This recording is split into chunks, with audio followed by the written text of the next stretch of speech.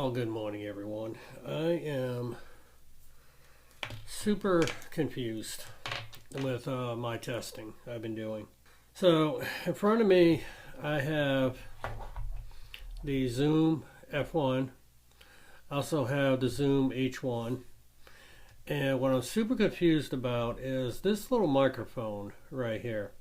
This is the Phenyx PDM35. It's a little bit older of a mic. It's rarely got mixed reviews, anywhere from this is the worst quality mic all the way up to, yeah, this is a great mic. And basically it's a drum mic, but it also can be used for vocals. And the thing I'm really confused about is on the side of this mic right here, it says power 48 volt. So this tells me that this should be a condenser microphone. All the specs I look up on every single website, with the exception of one, says this is a condenser microphone. One of them says it's actually a dynamic microphone, which dynamic microphones should not need power. But this is why I am super totally confused, but yet this could probably be a great mic for field recording. Here's what I'm confused about. Right now I've got this plugged into my Zoom F1. Okay, and as you can see, it's actually picking up power. If I tap on it, I'm getting a response. So the setting I have on this right now basically says that this is set to, if I hold the option down, it's set to plug in power on, which means this is providing phantom power. So this microphone actually says that it's 48 volt. I have done some testing and I have found out that the volts coming out of here is only 2 volts. So it's not enough power to actually power this Audio Technica 48 power AT2020 mic. This requires 48 phantom power, and it actually is labeled on the side of it like this little microphone is. But this is what I am like totally confused about in my testing with my field recorders. So if I go over to my F1, hold down the option button, and I'm going to go ahead and power the power off. So this is not providing any power at all, but as you can see, I'm still getting a little bit of an input. And I'll go ahead and pop my headphones back in real quick here. And no, I am not actually hearing anything. Let me go ahead and boost up. Actually, the volume's already on high. So yeah, I'm not getting any input at all. And if I tap on this thing, yeah, I'm getting nothing at all. So I'm going to go ahead and turn the phantom power back on. And now I'm getting an input. But it's still not enough power to power my Audio Technica. So I'm not sure about the 48 volt on this microphone. But here is something else really weird that I have found. If I power this unit off, if I go ahead and plug in any capsule to the top of this, basically this is going to disable this line in. And I'll show you that real quick. Power it back up.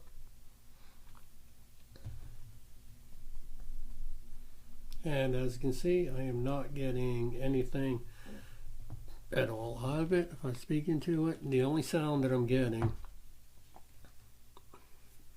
is actually, you can tell by the handling noises from the XY microphones.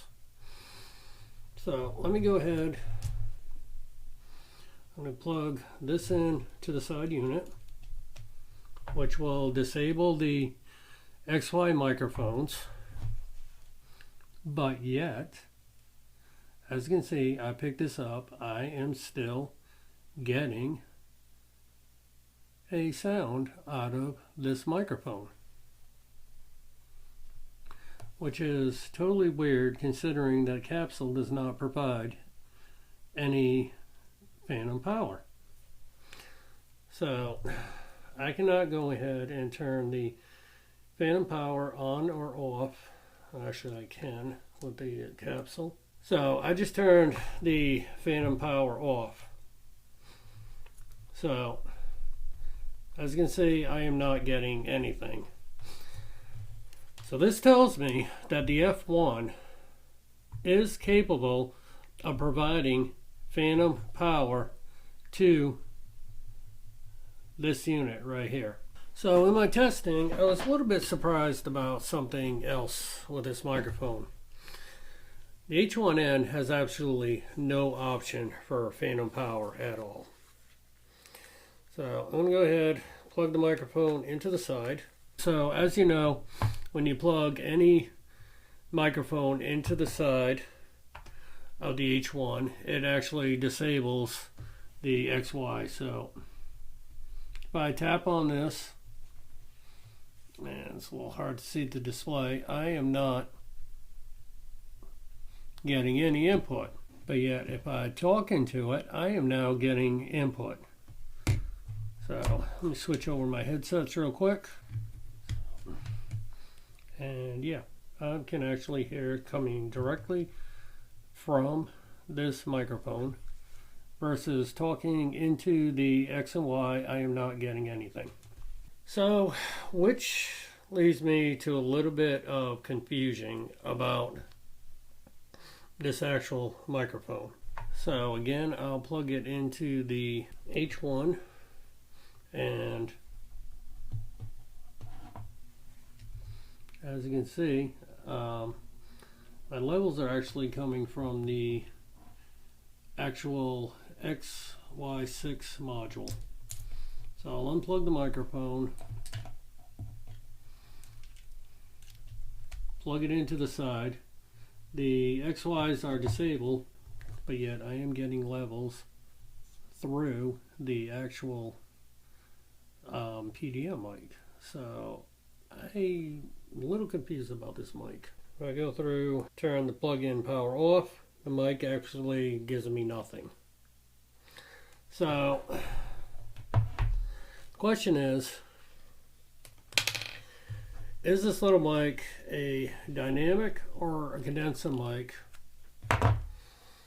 And what devices will it actually work with?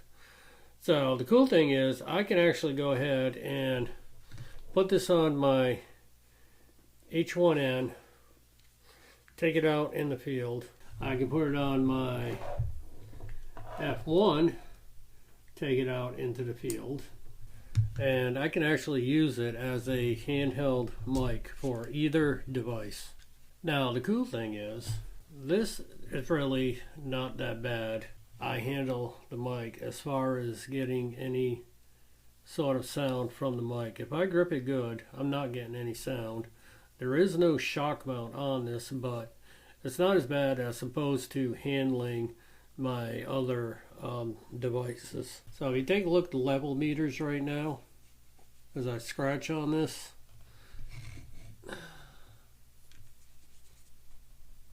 you know, I'm tapping on it, I'm scratching on it. I can go ahead and increase the volume. So it does have some handling noise.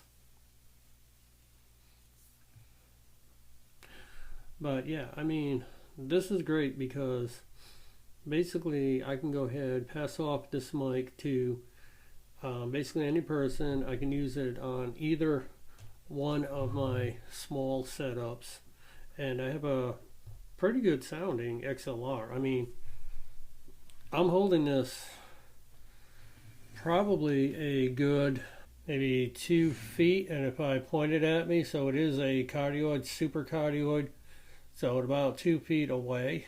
Kind of hard to see black on, but yeah, 2 feet away.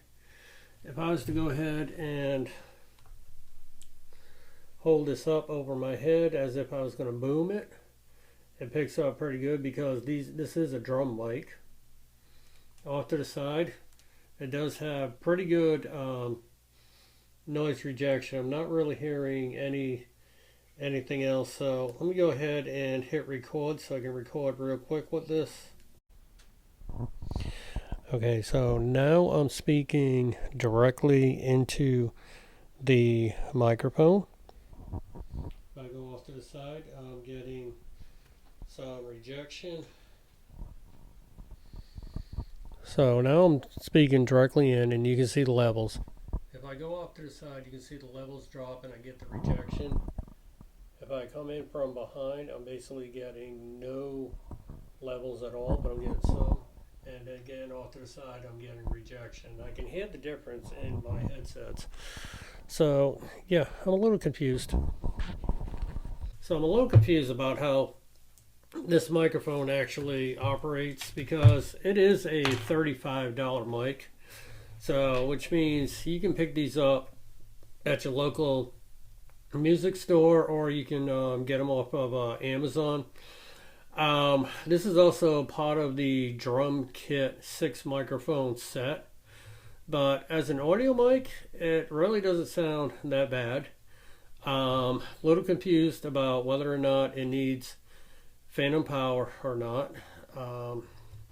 It seems to require some phantom power. So the interesting thing is if I look up the Zoom H1N, it says it does not provide phantom power to condenser mics.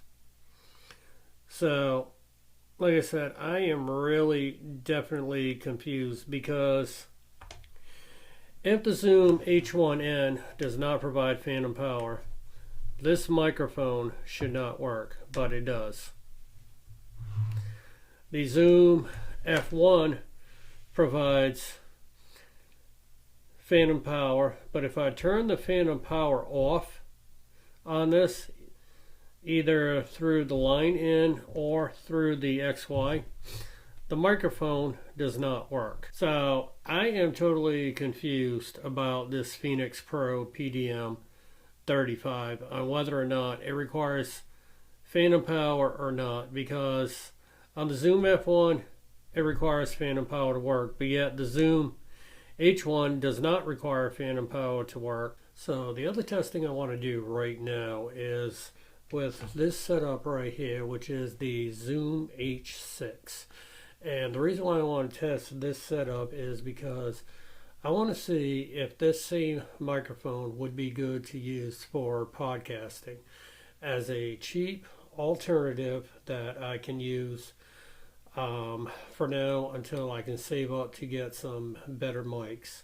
Just go ahead and, because these are $35 each, just buy a bunch of them off of Amazon and we'll see how they use. So I'm going to go ahead and switch over to the audio right now coming from the Zoom H6 as opposed to my Lewitt mic right here. So let me switch over to that. Okay, so now we're listening to the audio coming from the Zoom H6. What you're listening to right now is the X and Y cables. I've got the levels kind of set about the same. They're just a little bit off from each other from what I'm seeing on the meter. And the reason behind that is the Lewitt LCT 240 Pro is a very hot mic. So trying to get the X and Ys to match the Lewitt with the same levels is a little bit hard because I'm seeing that they're off by 1 or 2 decibels. But right now you're listening to the Zoom H6. Okay, so what we're going to do right now is you're listening to the LCT 240 microphone. I'm going to go ahead and switch over to this microphone with it being plugged into the XLY cable. I should not be getting any sound at all.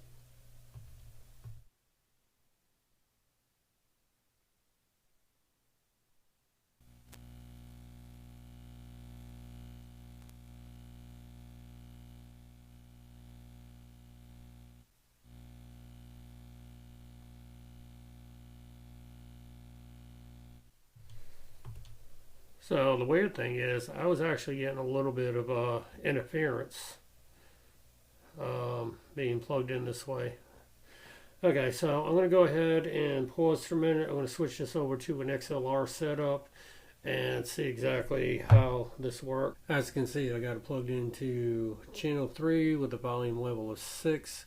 Okay, the sound you're hearing right now is coming out of the Lucid 240 Pro. I've got the PDM mic set up at basically about the same distance. I got the audio levels set right about the same. The only difference you're going to hear is the LCT is picking up as a mono microphone, but the strange thing is the PDM mic is picking up as a stereo microphone because I'm getting two levels, left and right. And as you can see, I've also got it plugged into channel 3. So let's go ahead and hear what this sounds like as a podcast setup. Okay, so I just switched over to the Zoom H6 with the PDM mic plugged into it. I don't know how this is actually sounding. Listening to it through the headsets. I mean, it sounds pretty good. And I can go ahead and sit back so I'm not touching the tables or anything. I got the level set, like I said, at a 6. I've also got the microphone level on the Anthem set the same as the LCT, so I'm monitoring the levels that I'm seeing on the Anthem. It's a little bit hard to see, but I'm also monitoring the levels that I'm getting on the Zoom 6. So yeah, I'm kind of sitting back like I would do a normal podcast where I'm not touching the tables. It does sound a little bit hollower to me because this is a drum mic. This is not a voice mic, but I think this would actually work, in a situation to do podcasts with about 3 or 4 people in the right environment. Granted, this room is not sound designed. The LCT mic sounds very good. As if I switch over to the LCT, you can hear exactly what that sounds like versus what I'm hearing on the Zoom itself. Sounds a little bit kind of hollow because of the way the room is not sound designed, but it's crystal clear. So this would actually work. It'd be interesting to see when I listen to this back through the Anthem recorder what it actually sounds like. But going through the Zoom itself, I mean, it sounds good. I could totally use this for a run and gun podcast setup, and with this being a cheap condenser mic, I feel this is picking up pretty good.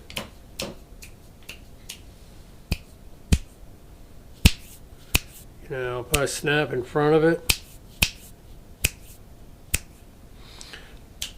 versus if I snap to the back.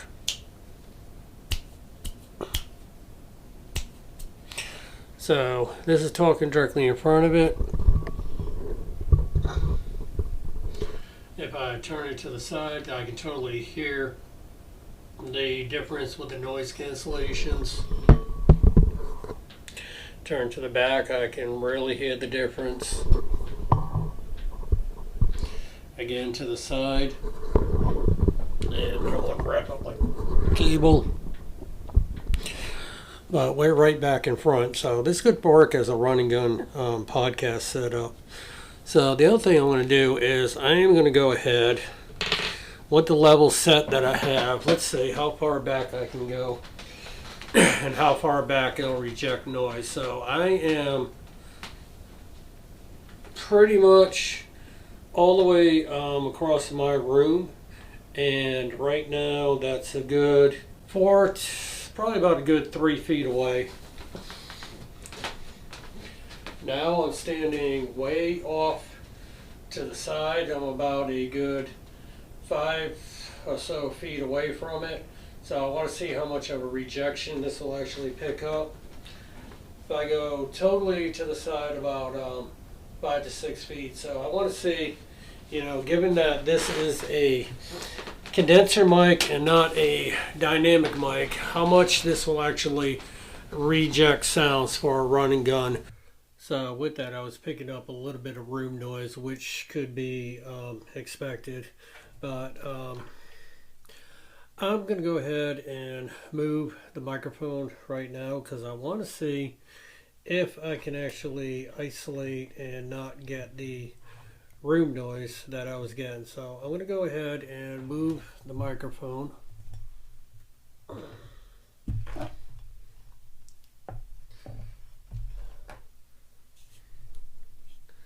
Alrighty, so I had to go ahead and change the batteries on the Zoom. That's one thing I've not tested was how long the Zoom H6 or any of my other Zoom devices would last on the AA or AAA batteries that they run off of, because I have been doing a lot of testing, but normally the Zoom itself, this unit right here would actually be powered off my EcoFlow during a podcasting setup. And I did another video on that, which basically shows that I could get 9 hours as opposed to the AA batteries that this runs off of. The one thing I will show you on here is with your AA batteries, as soon as they get down into the yellow just below good, the Zoom devices will power off, especially if they're requiring phantom power. They require totally good batteries in the green. As soon as they start dropping down below on my tester, it will not power the unit at all. So what I'm going to do right now is I'm going to switch back over to the PCM mic, and I've pretty much got this positioned. If I can go ahead and kind of sit comfortably. So this would probably be a normal podcasting setup with the distance. I would have this from me with it pointed at my face. Probably go a little bit off axis so I don't get any of the P sounds, the plosives and the bananas and all that other stuff. So let's see how this does. A little bit off axis. The level is a little bit lower than what I had it set at before. On here on channel 3, you will notice I am now down to a 2 because I am so close to the microphone. So I mean, this is where if you had a device that had 32-bit float, where you could get 32-bit float over all the channels, this would be great. So probably like your Zoom F6, but if you're using an H6 like me on a budget, because the F6 is a pricey unit, but the H6 does a good job. You just have to watch your level settings. So I'm going to switch over to this mic, which would probably be a normal distance as far as a podcasting setup. Let me aim this up a little bit more, check the audio levels, make sure it's not going to peak when I switch over. Alright, let's go ahead and switch over. Alright, so now we're actually switched over and I'm watching the audio levels, and it's just about a little below what the LCT mic would pick up, but I just want to see if this is going to go ahead and reject any of that room noise that I was getting. The other thing is about the room noise is I find the line out or the headsets actually provide line noise, so that's kind of a more of a scratch audio, I'm thinking. So I'm going to go ahead and hit record on the Zoom device itself. Okay, so now we're recording on the Zoom device. And I'm going to go ahead and see exactly what the volume sounds like, if I'm actually picking up any of that room noise. And I'm going to go ahead and be quiet for a moment. I'm going to turn this back up to where I had it before, where I could hear the noise in my headsets, and see if I actually get that on the SD card itself. Alright. Alright, I backed up from the mic just a little bit because I'm going to be peaking very shortly because I did go ahead and boost it up to... Alright, that's level 5. Let me go ahead and boost it up to a level 7, and I'm going to be quiet and see if I got any of the noise that's going to be on the SD card.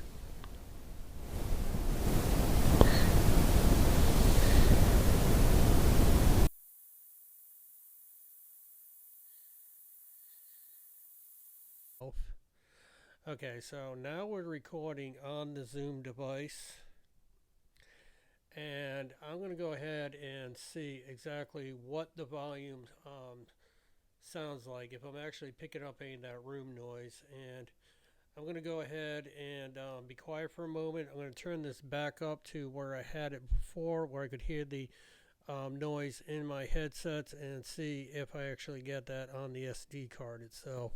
Alright, that's level 5. Let me go ahead and boost it up to a level 7, and I'm going to be quiet and see if I got any of the noise that's going to be on the SD card.